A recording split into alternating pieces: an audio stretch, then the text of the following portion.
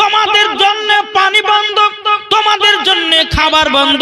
কিন্তু সে জামাতে বাদশা নমরুদ বাবা এমন একটা বড় লোক ছিল না বাবা, এমন তার রাজা ছিল যে ওটা যেটাই বলতো বাবাজি সেটাই মানুষ একই বাক্যে মেনে নিত।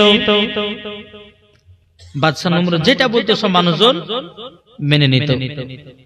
এইরকম ভাবে দিন যায় রাত আসে বাবাজি, কেউ কিছু বলার নাই।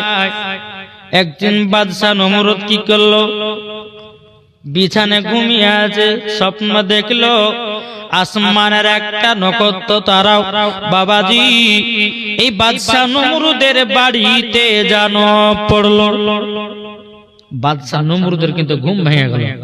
সকালবেলা সব বাবাজি পণ্ডিতদেরকে ডাকলো, যারা আপনার স্বপ্নের মানে বলে তাদেরকে ডাকালে আসলে এদিকে তোমরা শুনো। বলে কি হয়েছে?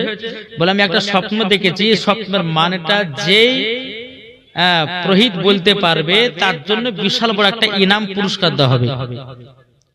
বেরাদুল ইসলাম মজা সামানিকরা এইরকম ভাবে আপনার ব্রাহ্মণ ঠাকুরদেরকে আপনার বলা হলো আমি একটা স্বপ্ন দেখেছি।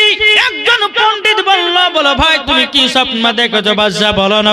বলে আসমানের একটা তারো আমার বাড়িতে পড়লো, বাড়িতে পড়ার পরে জানো সেই ঘরটাকে আপনার আলোময় করে দিল, আর আমার সমস্ত জিনিস যেন ধ্বংস হয়ে গেল।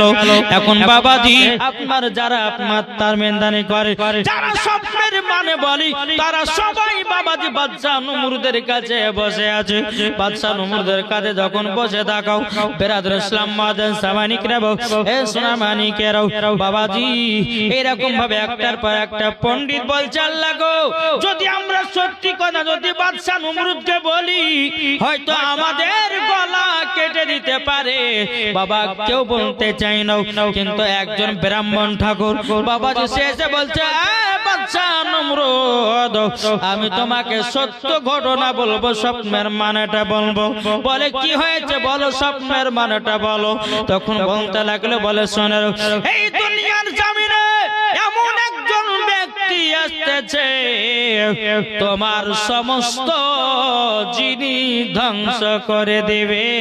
জোর বলে দুনিয়াতে আসবে তোমার সমস্ত ধন দৌলতকে জানো সব ভেঙে চুরে চুরমার করে দিবে, এবং তোমার টাকা পয়সা ধন দৌলত সব ধ্বংস হয়ে যাবে। বলে তার নাম কি?